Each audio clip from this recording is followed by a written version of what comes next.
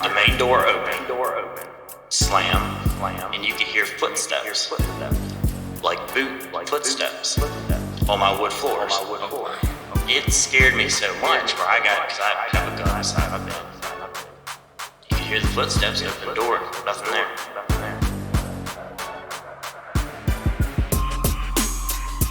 And we are back. Welcome to Odd Virginia. My name's Alex Koska. I'll be your host for this show. I know it's been a while since we've last seen each other. I have to apologize to all of you about that. If you don't keep up with the YouTube channel, you may not have seen the recent vlog that I posted, explaining as to why it is that we haven't been uploading. Consider it a bit of a break. Work has been crazy. I've been busy as it can get. And I'm having a really hard time booking guests just because of scheduling conflicts and, the normal stuff. So for today's show, thankfully, one of our listeners and friend of the show, Cody, decided he wanted to put his stories out there. He contacted me, and I've got to give it to the guy. He's a gentleman and a scholar. He came over to the studio, even though the two of us are total strangers, and he gave me a really good conversation. Even though I was a little bit rusty, I really enjoyed talking to Cody. But I made one big error, which is I mic'd him up with a broken microphone. I didn't realize I was doing it at the time, and his audio came through awful when I went back to listen to it. Thankfully, I was able to feather out some of the problems in the audio with a little bit of my post-editing magic. However, it's not perfect. It still sounds kind of like he's talking through a telephone. So just imagine I'm on the phone with him and that we're not in the studio together, and it'll make me feel a lot better. And yeah, Cody gets into a few stories that he's had here in the Shenandoah Valley about some UFO experiences and some things that have occurred to him during his sleepy times, things that, try to keep him from going to sleep, I guess you could say. It's all quite frightening, but before we get to the interview with Cody, I want to extend an invitation to anyone out there who's got any sort of stories that they'd like to share in the show, whether it be of the strange and unknown paranormal things that have happened in their own lives, local legends or urban myths that you may have heard, or any other sort of just strange and odd history events that you might know of in Virginia's storied past. I'd love to hear from you. You can email me at oddvirginia@protonmail.com, because here at Odd Virginia, we're ready to believe you.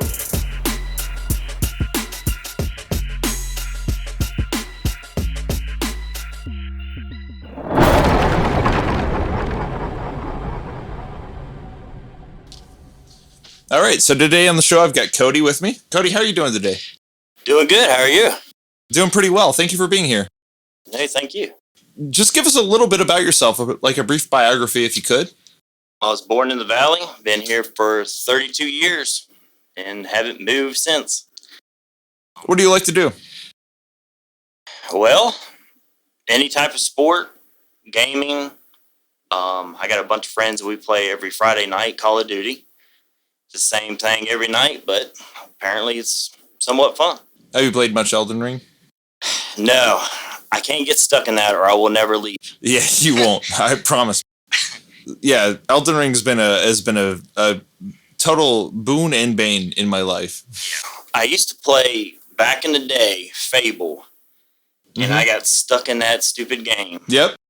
And I had to quit. So we're going to be talking about some of your paranormal experiences that you've had here within the Valley, and you've lived here for your entire life. So yes. Let's rewind it back. What's the first thing that's ever happened to you? The first thing that's ever happened to me, I would have to say, so me and my friend Charles, we used to hang out all the time, and he picked me up. We were going to his house to play, I think at the time we were playing hockey or something. Not in real life, but on a video game. Cause, I was going to say, yeah. Virginia and hockey don't mix very well. Yeah, unfortunately. So he picked me up, and we're driving on Jefferson Highway, going past Eagle Nest. I think there's a bar there. I think it's what it's called, Eagle Nest Bar. And I said, dude, look over there. There is something in the sky. And this was before drones were everywhere. Right. Because now you would say it's just a drone. Oh, it's easy to spell anything in the sky as a drone. Yeah. I did that last night, 4th of July. Really? There was somebody who flew drone over our property, my parents' property, and just watched the fireworks.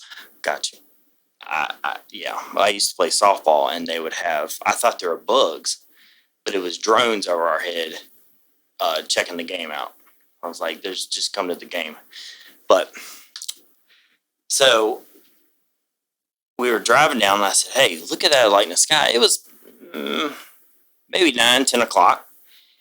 So we pulled over, and I'm talking, I would say the light was about the size of this room. And what? That's about 12 by 12? Yeah. And this was the flip phones. So as soon as I said, "Hey, take a picture or a video of it," he put his hand up, take a video of it. And the thing went, because it was hovering, it made no noise, just kind of a noise. Like an undulating bassy noise, or there was some sort of noise, yeah? But not where the size of it, you would think it would make a lot more noise than it was making. So you didn't hear like a sort of copter noise? Not even that loud. Not even that loud. Because at first we thought, well, it's just a helicopter, because you can hear the and we're like, okay, well, it's not that. So as soon as we flipped the phone up and took a video of it, it turned on its side and took off. Wow. I mean, as soon as the phone came up, like, I guess they knew we were taping or something. Took off. It seemed to react to the fact that you were filming it. Yes. Oh. Yeah. And that's, the hair started kind of. Yeah. No, I know that feeling. Yeah. And, man, I'm just remembering, it was kind of freaky. And it went from where the eagle nest is to Kimura, because you can kind of see the angle of it like that. Yeah. And we sat there and we were like, what in the world was that? Because, I mean, you can't be a drone. Drones are not that quick. And this was in the early aughts you're talking about, like flip phone days. Yeah. That's not a drone time. No. I mean, drones have been, like publicly available maybe in the last 10 years. Yeah. It was a weird one. It was a weird one. It's pretty strange, yes. Yeah. And you're talking about maybe like 2005, 2006 flip phones. I'm trying to place those. Well, I've never had the up-to-date phone. Remember the black phone that everyone had with the antenna? I had that for a long time, unfortunately. Yeah, well, my parents had that as well. Yeah, I mean, just dating that my parents had that. I never had one. Yeah. But yeah, it was maybe early 2000s. Okay. I would have to say. But that was just past the year 2000. Yeah, probably around that. But it was weird because it took off so fast, like faster than a helicopter would take off. Like it was weird.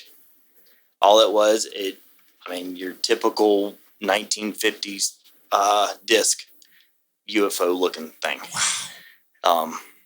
Yeah, that was freaky. That's amazing. There was a time way back in the past. I used to listen to Art Bell's talk show a lot. I don't know if you ever heard of it. And he had someone who called in who said that their car was followed by a classic disc sort of craft from Harrisonburg all the way to, I think it was Cremora on the highway. So there was an episode, I don't know, I can't remember the TV show. It came out, I would say, 3 years ago. And it was a local thing. It's actually really cool. And it was around the same time that we saw whatever that thing was in the sky. And they said they found a cave. Now, it could be fake. Just like anything else could be fake. Well, there are a lot of caves. Yeah. And it said that they found where, like, ships, like spaceships or something, rockets, were stored in this cave in Blue Ridge Mountains. Okay. And they were thinking that the UFOs, because apparently this valley has seen a lot more UFOs than I knew about. Yeah, I haven't heard about too much, terribly. Apparently there was a lot, Fishburne. Yeah. They've had a lot of sightings in Waynesboro or over Fishburne since the 1950s. Yeah, after you see something in the sky, you kind of do a little more research, and I'm like, what's going on here? And so you saw on some sort of TV stations that was proposed to be coming out of some sort of cave system in the area? Yeah. Sounds different. Odd, if you would. Yeah, very odd. Yeah. I've never heard of such a thing. If I could remember the show, it was very interesting. There's a guy that lived right on the bottom of the mountain, and he was talking about him seeing lights all the time going into some kind of cave system or something. Wow. Yeah.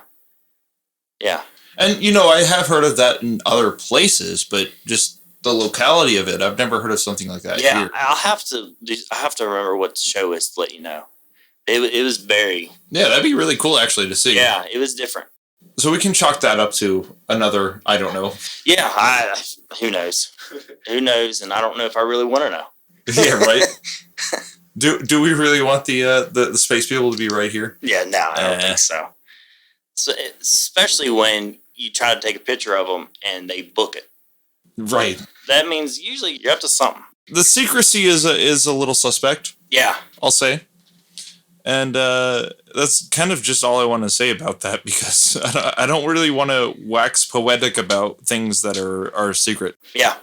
I mean, just like if you're a human, somebody try to take a video of you and you start running, you're usually not up to anything good. You see some weird things in the sky. Yeah, I'll chalk it up to a weird one. Yeah.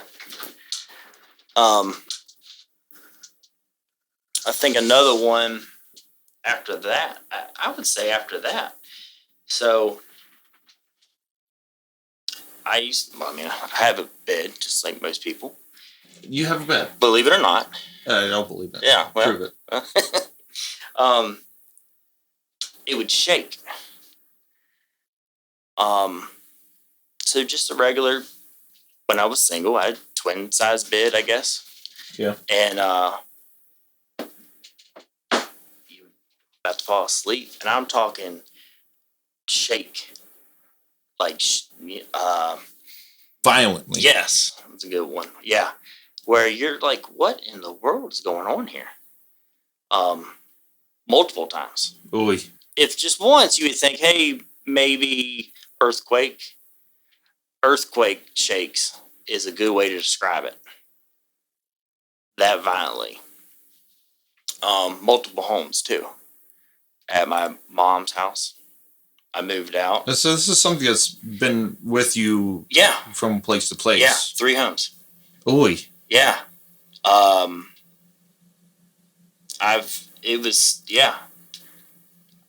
don't know really how to explain that one.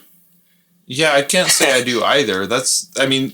Generally that's poltergeist activity. Yeah, nothing ever harmed me. And they won't. But I will tell you, you don't get much sleep when your bed's shaking. Yeah. Yeah. Like I said, it started at my mom's house, which reminds me, she told me that she has a ghost cat at her home. They've actually had to burn sage and something else at their home. So they have a cat, and it was beside her, and she felt like it walking. So our cat's name is Tigger, and she thought it was just Tigger walking up, getting on the bed. Well, Tigger was already asleep beside her. Mom says it's a ghost cat. Who knows if animals can be ghosts? I don't see why they couldn't. Yeah, I don't see either. Maybe they're mammals. We're mammals. So. Could have a soul. Yeah. Why not? But apparently that happens a lot there. So she felt something pretty big, about 2 feet long, curl up beside her? Is that what you're saying? Yeah. Yeah. Yeah. That'll freak you out. It depends. I haven't had any experiences with ghost mammals per se. Yeah, well, like most people don't. But I've had instances where people who have died have come down and just given me a hug. I know these people. Yeah, yeah. It's totally real, and I don't see why a cat couldn't do that. Yeah, why not? That's where the shaking started. Now I'm not saying a ghost cat is shaking my bed, but something is. Yeah, something. So that happened at Mom's house. I moved. It happened at that house. And then I moved again, and it happened at my new house. So at the new house, shaking occurred more than 5 times. Wow, that's quite a bit. Yeah. So when I moved in, I got my dog. Well, as you know how dogs are, they sense everything.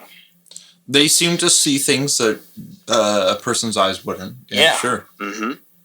Well, if anybody would cross the road or anything, my dog barks because he's a fool. Well, as dogs also do. Yeah. So this night, I heard the main door open, slam, and you could hear footsteps, like boot footsteps on my wood floors. Oh, wow. It scared me so much because I have a gun beside my bed. Just in case. Yeah, it's smart. Yeah. Dog's passed out, asleep, not moving. When usually, he'd be the first one there. So I got the gun, opened the door, because I used to shut the door to the bedroom, paranoid of everything, and you could hear the footsteps, open the door, nothing there. Yeah. Needless to say, when I got married, I got rid of that mattress and that bed frame. Nothing since out of that bed. Really? Now, can a bed be cursed? Possibly, yes. From future lovers? Maybe. But, I don't know. Do you have any sort of prescription as to what that was? No idea. Yeah. No, if there was a train by, maybe. How did you get the mattress? It's brand new. Oh, was it? Okay. So maybe something in the bed, maybe. Because I don't know. That's mystery. Because it was bought new. I mean, let's be real, it was probably 20 years old, but at the time it was new. Right. So it has some history, but like what kind of thing would have happened? I don't know. Yeah, no. Yeah, that's what I've never figured out. That's absolutely amazing. Yeah. It's in our basement right now, and honestly, I don't want to go get it. So you didn't get rid of it, you just put it downstairs. Yeah, it's just out of the way, That's awesome. Bring it over here. I'll give it some tests. You can have it. Oh man, what's happened since then? Well, the really good story didn't directly happen to me. Well, I take it back. If you want to talk about the Succubus, I'd love to. Yeah.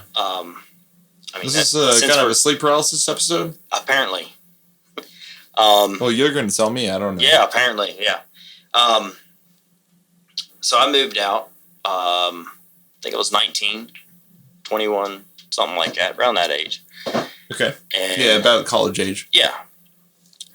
And had an apartment up in Waynesboro. Not the best place where I was at to live, but there's nothing good in Waynesboro. Well, yeah. But no one messed with me, so it's whatever. Okay. This one was weird because, I didn't know what a succubus was at all, and you may know more about it than I do. Oh, I promise you I do. But from my understanding it's something that tempts you in your dreams. At least that's what it did to me. You would go towards it, and it was something you wanted. For instance, a attractive woman, or men, that's what most men, No, of course. And then it would turn into like a witch, octopus, whatever. Like, yeah. Wow. Like where it's trying to rip your limbs off and like eat you and, and not the good kind. Yeah, normally they try to excuse my French, but do you and choke you. Yeah. Yeah. Well, this one, so it got so bad that I told my roommate, I said, dude, I can't sleep. Because every time I would fall asleep, this stupid thing would just haunt me almost. Every night? I think it was for a week. I could not sleep more than a couple hours before it would draw me in. Oh, okay. Well, look at this. It's a nice little bunny. And then let me kill you. Yeah, it was the weird. I tell you, it was. Oh, that's awful. You know, I told my roommate, I said, dude, I can't sleep. Like, I'll be up all night because I cannot. As soon as my eyes would close, that thing would. It sounded almost like a movie.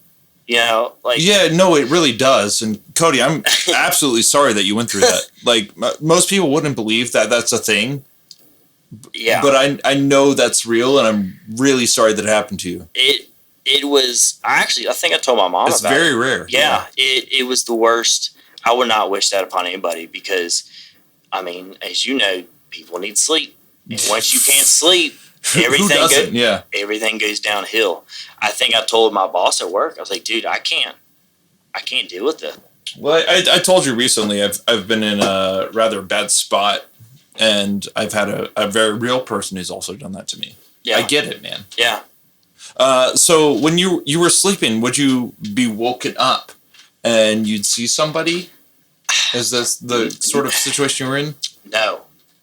It was complete opposite. So I have very detailed dreams, and I cannot wake up from them.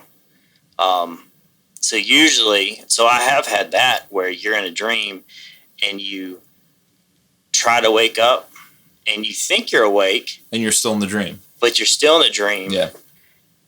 It's a sleep paralysis situation. Yeah. And you're trying to move your arms because you know you're in a dream.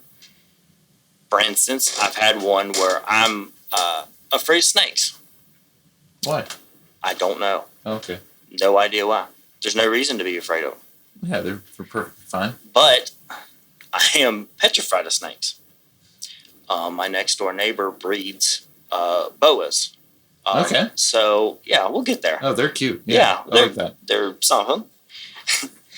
But I've had it where I've tried to wake up, thought I was awake, or maybe I was awake, but still dreaming, tried to wake myself and see snakes covering my bed, all just covered. Talk about a nightmare. Yeah, even if you're not afraid of snakes, I would think that would, upset you a little bit. Yeah.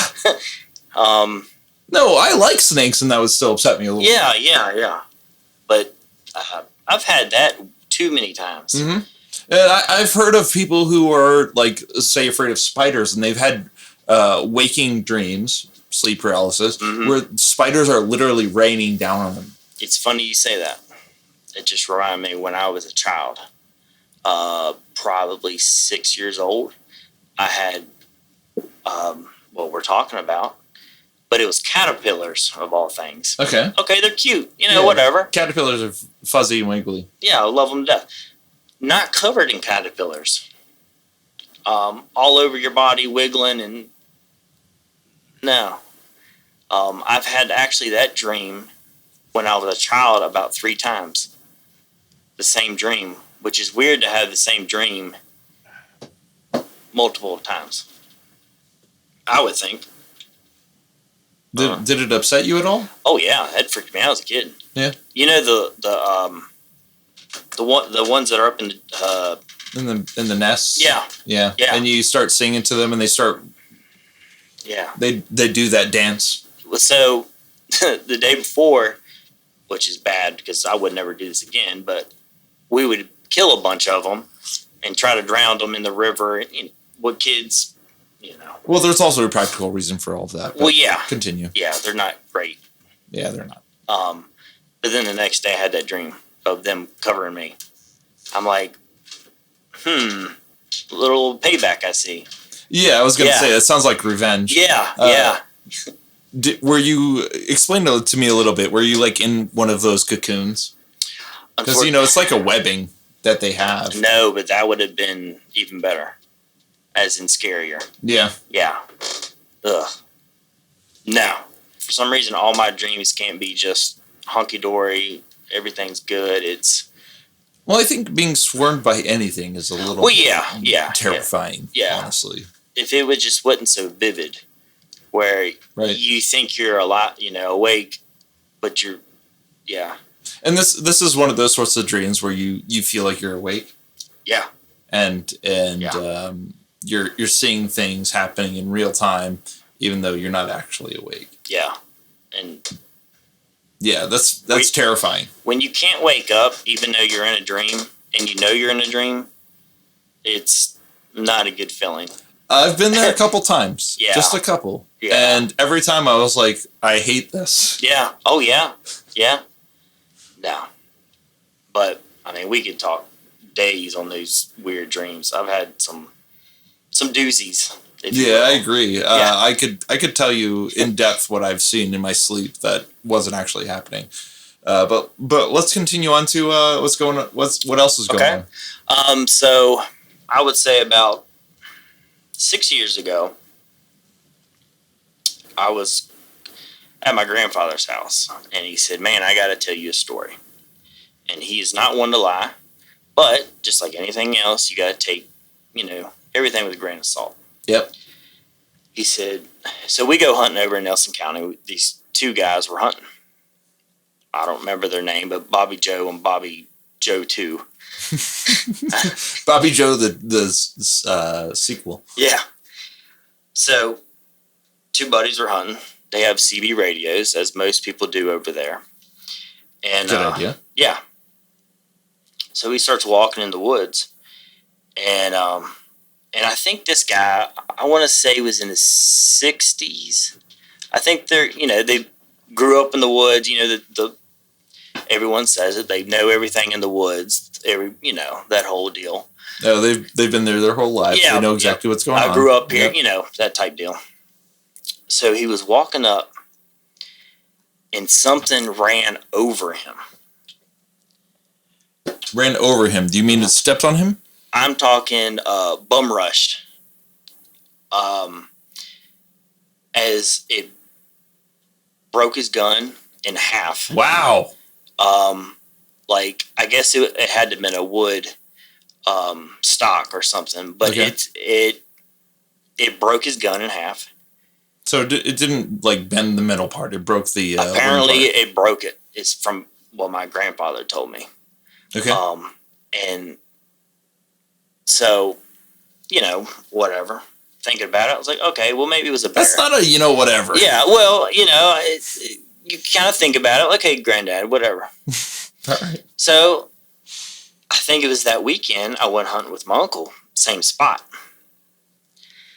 So we were driving, and we usually get there about 4:30, 5 in the morning before the sun comes up. My uncle tells me the same story, except he tells me the whole story. He told me, guy goes through the woods, gets run over by something. His other partner was in there, calls him over CB. He said, "Hey, Bobby Joe, where you at?" "Hey, I think I might go for lunch. Where you at?" Didn't hear any response. We goes back to, we call it the parking lot. It's just grass is all it is, Where they parked. Yeah. Basically. Yeah. And his car's gone. Oh. Yeah. So he goes back. Apparently the guy lives in New Hope. Okay, that's not too terribly far from here. No. And he goes to the guy's house, and he's like, "Dude, where you at?" And the guy apparently still in hunting attire, has his gun, near him, and just stone faced. And he's like, "Dude," he tells the rest of the story. He's like, "Dude, I was walking up there, something, I can't remember if he said it was black hair or brown hair, but he said something with long hair ran me over." And he's like, "Well, maybe it was a bear." He's like, "It wasn't no bear." Yeah, a bear's not going to do that to you. No, and it would still attack. It would claw you. Generally, in a bear's most going to cases. get away from you. Yeah. Unless there's cubs around. I mean, here we've got only black bears. Yeah. That's the only thing. And if they see you, they're out. They're gone. Oh, yeah. In most cases, they're just going to leave you alone. Yeah. So he's like, it wasn't a bear. He said, well, maybe it's a cow, because the black cow in the middle of the night might run you over. He said, no, it had long hair. And cows don't have long hair. Yeah. And he's like, dude, I don't know what it was. And so he left his hunting spot. He was so afraid of what it was to not tell his buddy, which to me, if you think about it, is a jerk move. Hey, something just ran me over. You go, good luck to you. I never really thought about that till just now. But it was so weird. So back to the story. My uncle tells me this, 4:30 in the morning, same spot that we're hunting. So I'm over there pissing my pants. I'm like, are you kidding me? We're going to go hunting after you tell me this?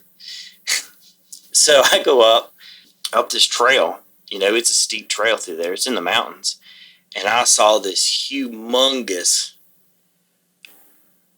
just figure. So, of course, I look like Elmer Fudd out there. Figure of what? It was a bush. But I would tell you what, it scared me to death. It's just an evergreen bush. Just a tree. But I would tell you what. Did it look like something? Oh, yeah. Oh, yeah. Anything after that story of something running over old men in there? Yeah. Elmer Fudd. Going up every little crease. So, I can't blame you. I really can't. No, it was, let me tell you, I didn't fall asleep that day. So then I would say maybe a year later, my uncle came to me and he said, dude, you'll never believe what happened to me. And this is during the day. So him and his stepson were shooting over there, just target practicing. And a rock flew, and a good-sized rock flew and almost hit his truck. Where was this? In Nelson County. This is in Nelson. Mm-hmm. That's Sasquatch. I'm just calling it. That's Sasquatch. Yeah. Yeah. So I think they had, I don't know what they were shooting. Or homeless bums. Okay. Well. There's that option as well. The feral people. I don't know if you've ever heard of them. Yeah, sure I have. That is an interesting thing. We're talking about humans who are living homelessly and off of the forest, right? That's feral people. Pretty much, yeah. Yeah, it doesn't exist. Well, hopefully. I don't think so. Okay. Well, I've heard some stories, not around here, but... in the 1800s, they called them the wild men or the hairy man. Yeah. Sasquatch. Yeah. Well, AKA, yeah. Well, so my uncle goes, of course, he was more direct than I will be, but he said, hey, don't throw those rocks over here. You almost hit my car. Like he was talking to someone out of, and you should. I think you should. I don't know if they understand our language, but they seem to understand our intentions. I think it's kind of like, horses can read you. Yeah. I think they can read you. I don't know nothing about anything, but who knows? Yeah, I don't really either. I'm pretty sure, though. Like, from every single experience I've heard, if you ask them to leave you alone, they will leave you alone. Well, this one didn't. Okay. This one threw another rock. Really? Even closer to the vehicle. So my uncle said, all right, I'll give you the count of 5 to come out here. Because this is in the middle of the woods, too, mind you. This isn't... Was he speaking to, like, a tree line, basically? From what he told me, it was a huge, like, bush, tree line, I guess. Yeah. Because, you shoot safely, so it's downhill and, like, a gully, whatever. Well, he said, I'll give you the count of 5 to come out here. I don't know, apology or say, hey... quit shooting my way, a talk, I guess is what he was asking for. And, maybe a bit of a scolding even. Yeah. because, you think it's kids at first. But from my understanding, from what he told me, these rocks are pretty big to throw. It wasn't just little pebbles, You counted to 5, no one came out. And for some reason, he thought he had to shoot all through the bushes and the tree line. So he let her rip. Yeah, a little tempered, if you will. Didn't see anybody. Didn't find anything. No blood, no nothing. They're good at hiding.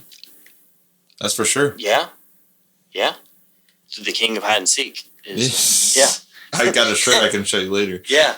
And the last one about Nelson County is most people know when they're getting followed. You have that vibe that there is that feeling of being watched. Yes. Yeah, and I think it goes back to when we were supposedly cavemen and all that, and you're whatever. Well, I was never a caveman, but yeah, it checks out. Yeah, maybe you weren't, but maybe it was. I don't know.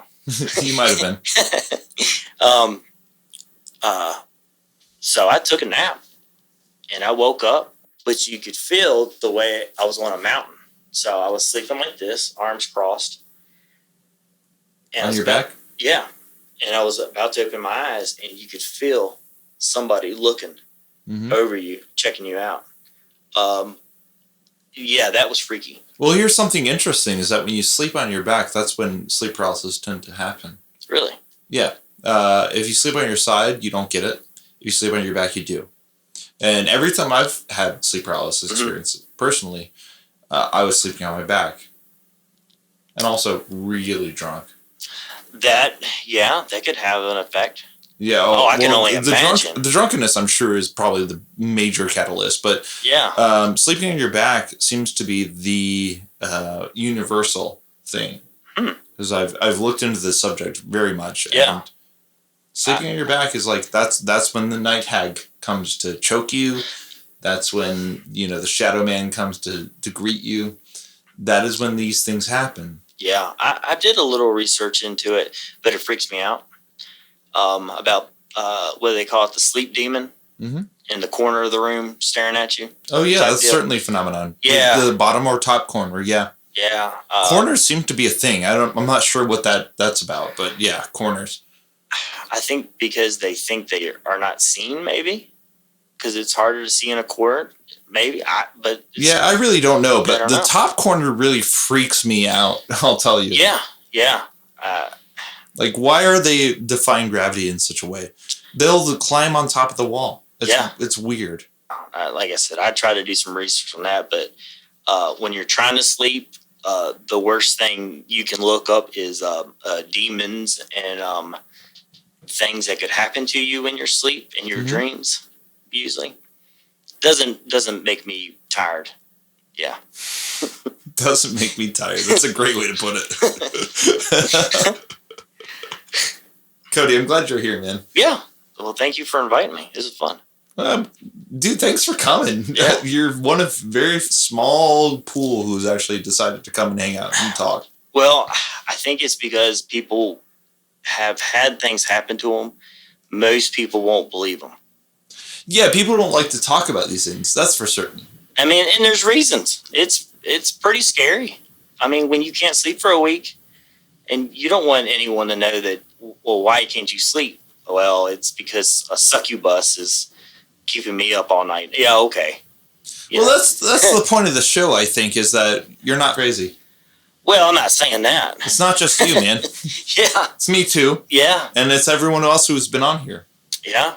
And I think the people who won't come on are the ones who think, oh, I'm just crazy. True. Yeah. You're not crazy. Well, I'd like you to write that down for me. Show people that. You want me to put that on legal docket? Yeah, if you could. I will. Okay. It's not crazy, man. Yeah. It's weird. Yeah. Yeah. Oh, yeah. It ain't right. No, there's nothing right about it.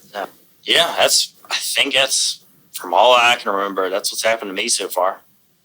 Keyword there, so far. All right. Let me give you a little something that I've experienced in the same vein. In this very house, I used to live upstairs before we put the master bedroom down here. And there was a time where my wife had recently left me, and I was just awfully upset. And I was drinking crazily, like tons of vodka every night. And I'd wake up in the middle of the night, sleeping on my back, always sleeping on my back. And there would be people around me. Mm. And they'd be talking like, hey, how can we, pick his pockets? How can we do this? How can we do that? It's all about picking my pockets. I'm not sure what they were going after. Well, what's in your pockets? Well, there wasn't anything. I was in my pajamas. Oh, well. I try to yell at them as best I can. And realize this is on the second floor. They've got to be 20 feet tall in order to be looking through the window. Yeah. Because they weren't in the room. They were outside. Mm. And I was like, guys, you're way too tall. But you could talk, though. I know. No, I couldn't. Okay. Because I know in my experiences... And it wasn't until I woke up that I could talk. Yeah. And I just said, get out! As soon as I woke up. But it wasn't get out. It was, ah! Yep. I know what you mean. Yeah. It's freaky.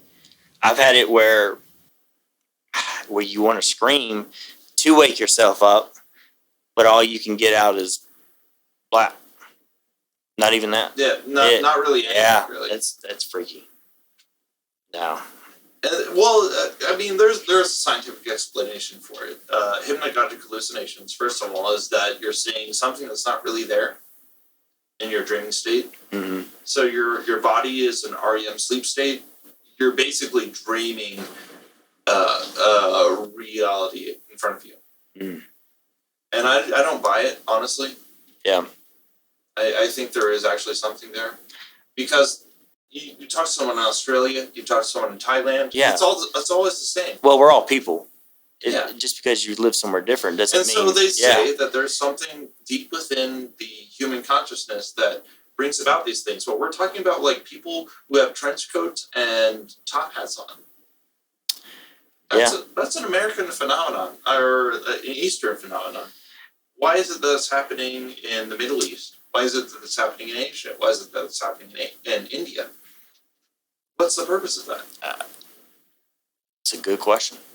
It's a very valid question. I don't think there is a purpose for that, except for that, like, this is actually real. It would be better if they actually said something helpful. Something to, instead of trying to pick your pockets. Do you think that medical science is trying to tell us something helpful? No. It would be nice if it said, hey, if the sleep demon, if you will, said, hey, have a wonderful day, make sure it's about to rain, bring an umbrella, instead of, hey, I'm going to eat you alive and, rip your limbs off. And Though generally it doesn't do either. No. Normally it's just an intimidating force that looks over you as you sleep. Yeah. And that's scary enough in its own regard. Oh, yeah. And I think what they're doing is feeding on fear. Personally. They're trying to create fear, and then they're trying to absorb it. Well, they won. Yeah, of course. I've never thought of it like that. Well, wouldn't you be afraid of that? You would have to be pretty strong to not be afraid of a million snakes. Yeah, another great example. Yeah. Not too many people would be like, oh, okay, that's cool. Well, come on. That's all you got? No. No. Not me. And me personally, no. Like, if I had a bunch of snakes in my bed, I wouldn't be scared. And that's why they haven't approached me that way. Or 20-foot tall trench coat people over you while you're trying to enjoy a nap. Mm-hmm. I don't think I'd enjoy that. Have you ever watched the documentary? I can't remember the name. Never mind. I can tell you that week that I slept about 2 hours, maybe a night. I watched everything I could to try to get rid of that thing. Yeah. Did you pray? I prayed and prayed and prayed. I pray every night as it is. How did that do for you? I might not have said the right prayer. There's no such thing as not the right prayer. Yeah, well, something wasn't working. Okay. Not saying that prayer doesn't work, because I believe in prayer. Yeah. But something wasn't working. And go back to your fear thing, it just reminded me. The succubus, in my case, it was a woman. Well, of course it's a woman. Yeah. You think a man's going to rape you in your sleep? I hope not. It'd be even worse. I hope not, too. But, yeah. you know. Fingers crossed. Yeah. Oh, now you said something. But they said, I was watching a video on if you just don't fear it. Easier said than done. Yeah, for sure. Easier said than done. Certainly, yes. We could all say, well, just leave it alone. I'm not bringing this thing into my house. Like, go away, you know. But, yeah, fear. Yeah, it's hard to say, just don't fear it. Yeah, the Blue Oyster Cult wrote a song called Don't Fear the Reaper. Great song. Yeah, but... It's not that easy. It's not that easy. No, it's not. No. So I've always had this idea where you can put on the armor of God.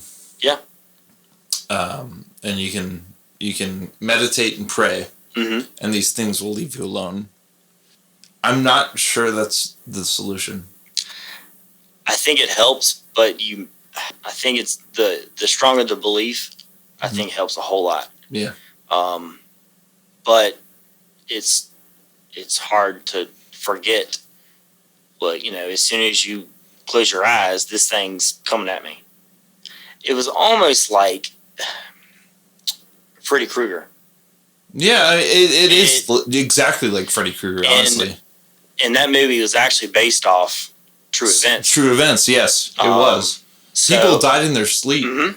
Yeah, and that's what and they were warning their family about, like, hey, this thing's coming after me tonight. I think it was in Japan, wasn't it? It was somewhere in Malaysia, I believe. Okay. And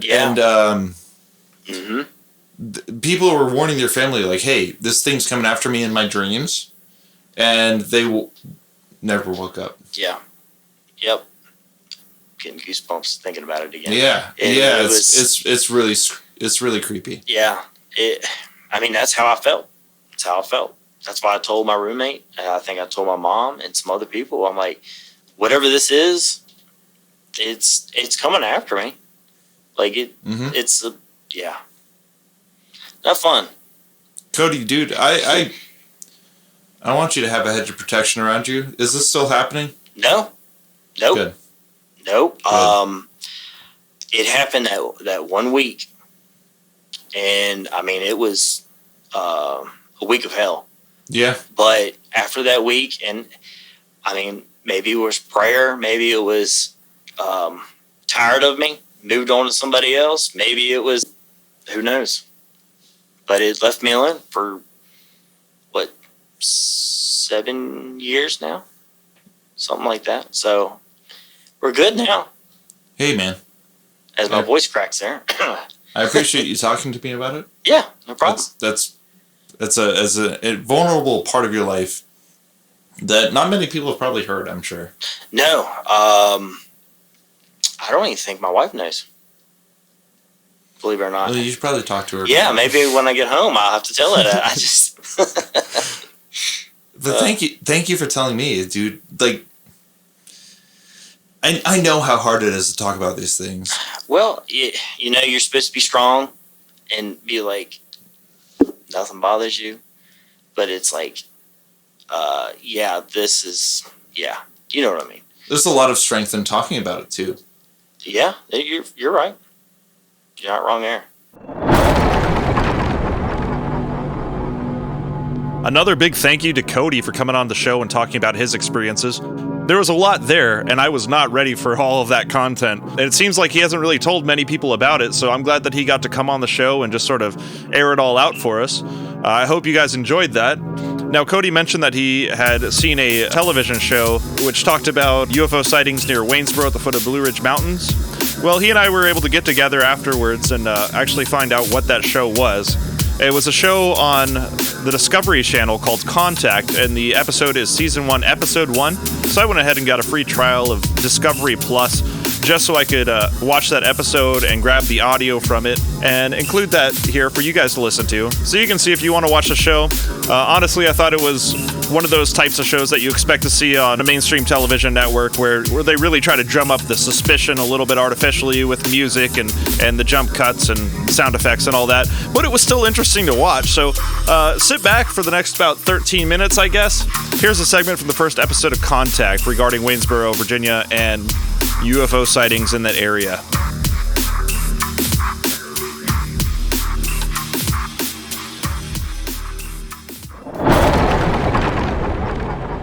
Another thing, we got an update from Sarah and Nick in the field. They just interviewed Margie Blake.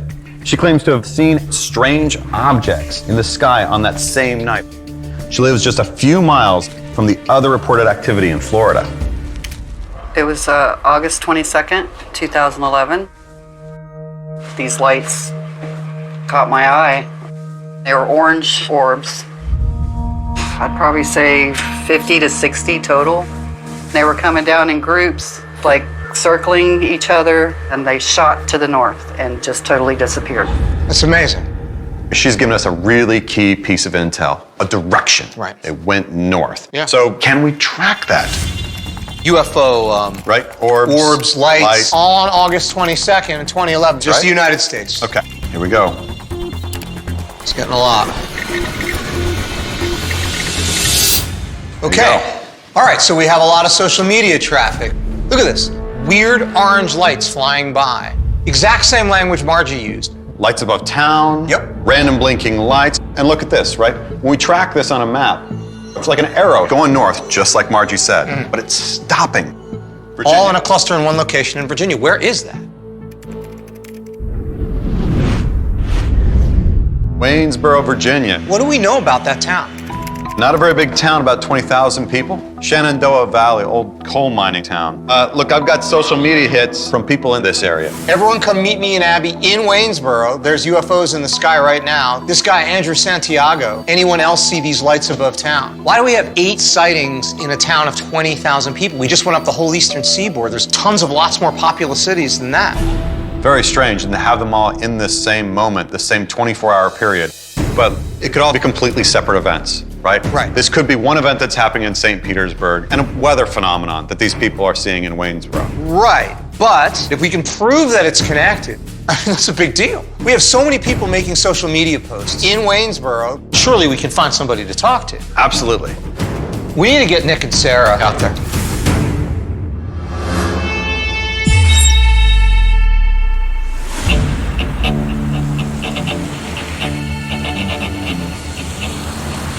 Crazy, like 24 hours ago we were in Florida, and now we're in the mountains in Virginia, and the weather reminds me of home. Nick and Sarah head to the home of local Waynesboro resident Andrew Santiago, who reported on social media seeing strange lights above town on the night of August 22nd. The fact that we've had so many sightings that seem to one leads to another, that's very compelling to me. Let's do this one right here. Are these sightings in the small town of Virginia connected to this larger pattern we see moving up the East Coast? And if so, is this small town in Virginia where the answers lie? Andrew? Yeah. Hey, I'm Nick. May we come in? Yeah, Do you mind if I take out a camera and set it up? that's fine. Cool. How did you guys happen to find me? A lot of research. So we've been looking into these events that occurred around the 22nd of August. That's why we're really curious to learn more about what you experienced. I was living with my brother at the time, and him and his wife had just went to bed. I was playing video games. I was, getting a little tired, so I turned the TV off and got ready for bed. The room lit up. I didn't know what was going on, so I looked at the door to see if my brother had opened my door, and the door was still shut. And that's when I noticed that the light was coming through the blinds, like enough to light up the room to where as if it was daylight outside. And as soon as I get into the hallway, my brother and his wife are standing there. I said, "Did you see the light?" He was like, "Yeah, it was bright enough to wake us both up." You sure it wasn't a dream? Unless we was both dreaming the same dream. Our rooms are different sides of the house. It lit up both sides of the house at the same time. So it's all encompassing light? Yeah, directly above the house. Have you seen shooting stars before? Yeah, I see them a lot. Do you think it could have been anything like that coming into the atmosphere? I don't know what kind of sound they make when they come into the atmosphere. And I couldn't forget what it sounded like. Really? What did it sound like? And it was like a roaring, rumbling sound. Was it kind of in the background? Yeah, like in the distance, like way off. That's interesting. Andrew was describing both hearing something and seeing something. And his description is very similar to what we heard in Florida. I mean, this is huge. Now we have a clear connection here. For whatever reason, almost all roads lead to Waynesboro, and the question is why? Do you guys think you know what it was? We can't give you the answers just yet as to what it is, but we're going to help.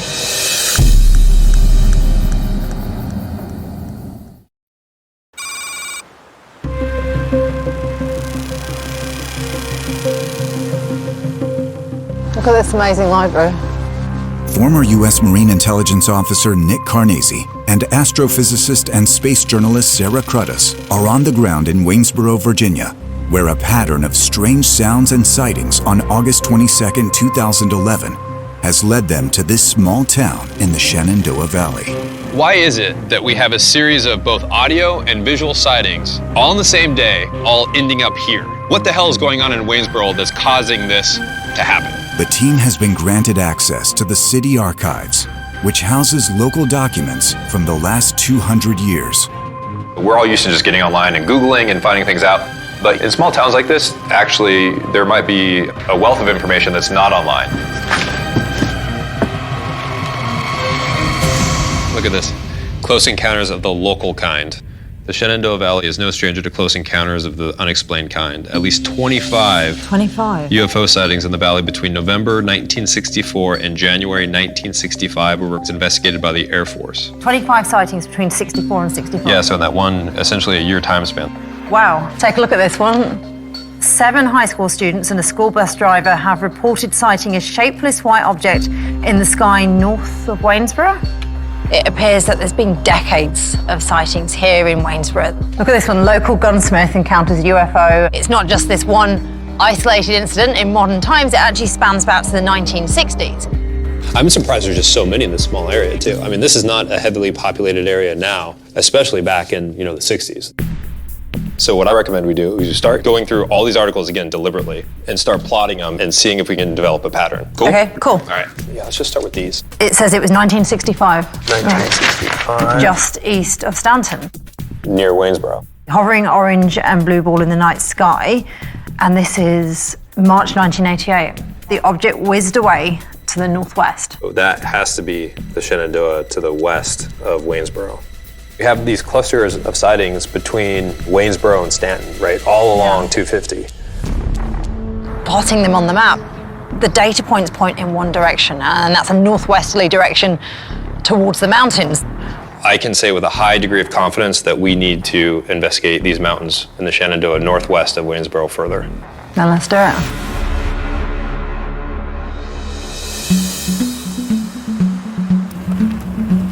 This is a huge area. The team arrives at the section of the Shenandoah Mountains, located northwest of Waynesboro. Actually, it's right up here. We'll just pull over and take a look. Shall we? See that big gray area right through the trees? Can't really see with the trees. It'd be nice to be able to get to a higher elevation so we have a better line of sight on it. Back in my time in the Marine Corps in the mountains of Afghanistan, we would use drones a lot. Great tool when you have a large area like this, when you're not quite sure what you're working with. They will focus their aerial recon on a 5-square-mile search grid of the Shenandoah Mountains, where hundreds of UFO sightings over the last 5 decades have been clustered. Let's do it.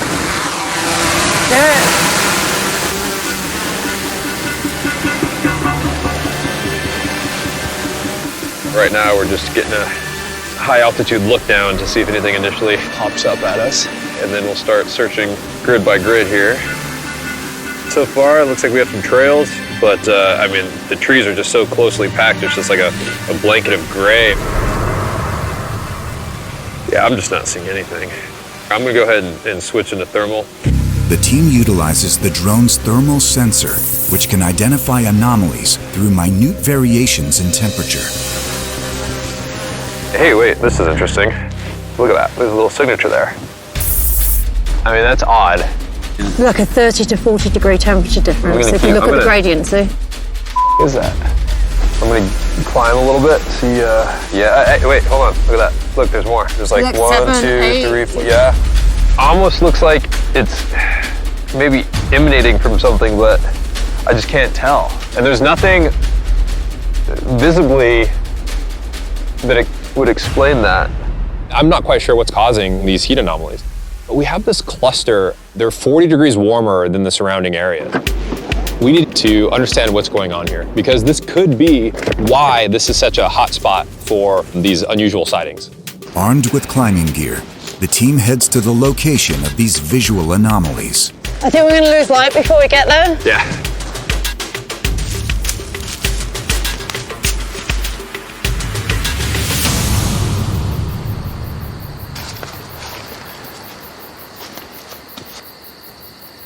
I think we're close now. Oh, Nick! Nick, come this way. What do you got? It looks like a Oh, wow. tunnel or a cave. Look at that. Can you turn the light down? Yeah. The team uncovers a 3-foot wide hole, which appears to be leading deep below the ground. You know, we've had a cluster of sightings right around this mountain, and to have a cave system, you know, in that same area, that's pretty interesting. This is the most significant lead that we have. We've come this far, might as well get down there and go check it out. And I agree, I think we've got no choice but to head in there right now. A trail of evidence and sightings has led us from Florida to Waynesboro to the mouth of this cave. Would I prefer that it's daylight? Sure. But it doesn't matter what time we go in because it's always pitch black inside of a cave. And there is no way I'm not going in. It gets really tight down here and it's pretty hot. Maybe that explains the temperature.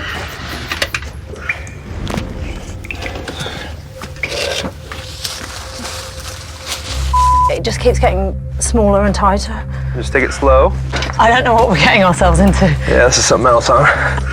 Nick and Sarah reach a depth of 50 feet, where the passage narrows to only 20 inches high. So this is just the tightest spot you're going through right now? I'm a couple of feet behind you. This is really steep. What the hell is going on? Are we heading up this way or that way? Let me go take a look.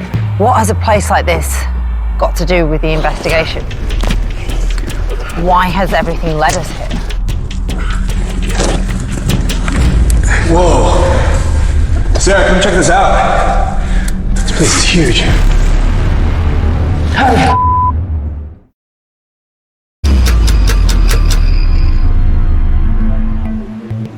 While searching the Waynesboro archive, Nick and Sarah uncovered one of the first reported UFO sightings in the town's history. Hi, Sarah Critters, nice to meet you. We tracked down this guy, David Chisholm, who saw a UFO sighting here back in 1950. Can you take us back to that day? I looked up against the mountain and I saw something very silver. It was flying slowly and it didn't have any wings. When I saw what it was, it shocked me. It circled twice. And then after that, it turned on its edge and it left here warp speed, fast. There have been a number of sightings in this area, particularly around the mountains. His story fits in with the other reports that we've been able to unearth. Something's going on here.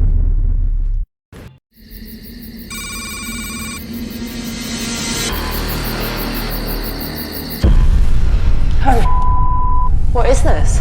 Nick and Sarah are deep inside a cave system below the Shenandoah Mountains, investigating a pattern of sights and sounds that occurred on August 22, 2011.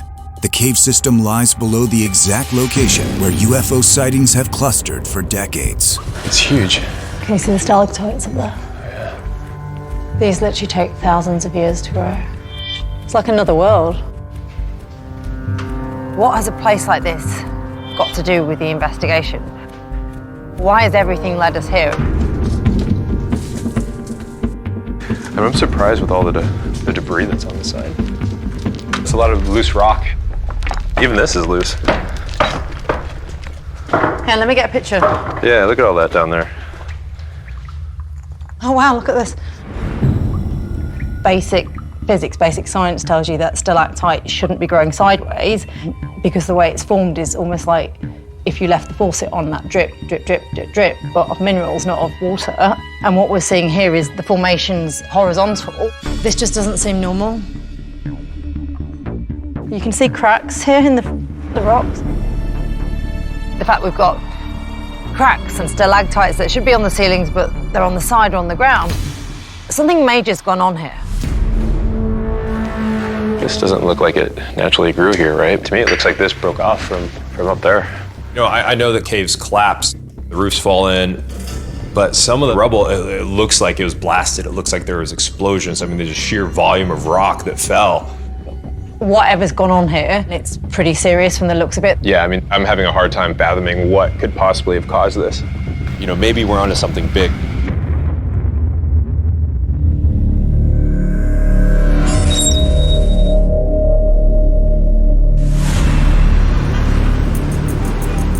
We got some photos from Sarah and Nick from the field. Can you pull those up?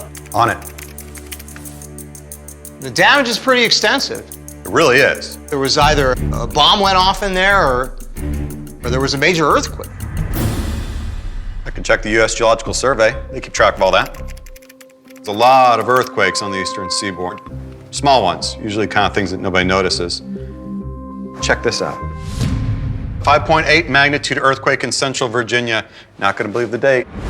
23rd of August, 2011. Same 24-hour period. You gotta be kidding. 5.8 earthquake. That's a really rare magnitude for this area. The biggest that had been hit in this area in 150 years. Tens of millions of people from Florida to Maine felt this thing. This is the earthquake that damaged the Washington Monument. We've got video from inside. Look at that rubble coming down. This happened in the same 24-hour period as the cluster of sightings in Waynesboro. How is this connected, if it's connected, to what we've been seeing so far? Where did this earthquake originate? Epicenter is Mineral, Virginia. Where's that? 50 miles from Waynesboro. 50 miles from Waynesboro on the miles. Same 24-hour period. We have unexplained sounds that have never been heard before. Just miles away from an eyewitness seeing flaming orbs in the sky. We track sightings of those orbs up the coast to Waynesboro, Virginia, where there's a cluster of sightings, and that just so happens to be the epicenter of the most significant seismic event on the east coast of the United States. This is amazing. That's coincidence on top of coincidence on top of coincidence. If this is a coincidence, it's a big coincidence. We've potentially unlocked the first piece in a much bigger pattern, a whole new avenue of exploration that may be moving us closer to answering the question, have we made contact with extraterrestrials? What are we looking at here?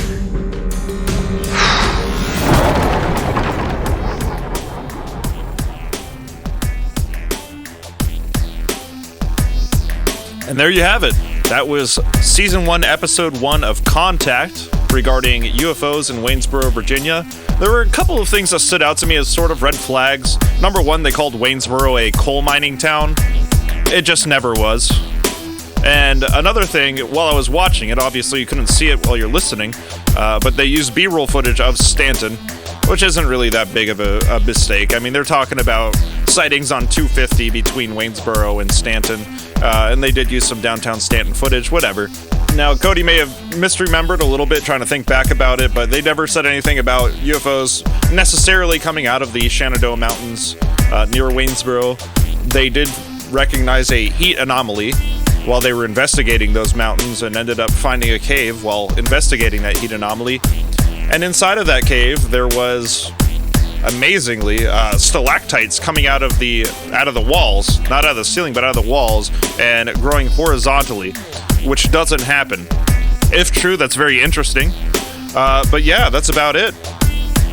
So as far as the show's going from here on out, I told you I'm really busy and I'm trying to keep the show going. Well, I started out, before I had this job, I was doing uploads weekly, every single Friday, and even without a really rigorous work schedule, that was wearing me out. It was very difficult to keep up, and I barely made it. And now that I've started the new job, I've backed off to every other week, and as you've noticed, I've just had this really long break, because even that sometimes is just really hard to pull off. So I'm going to continue trying to do every other week, every other Friday if I can. And if the show doesn't come, it just means I couldn't make it. But I appreciate everybody for listening. So thank you for tuning in, and keep it odd, Virginia. Have a good night.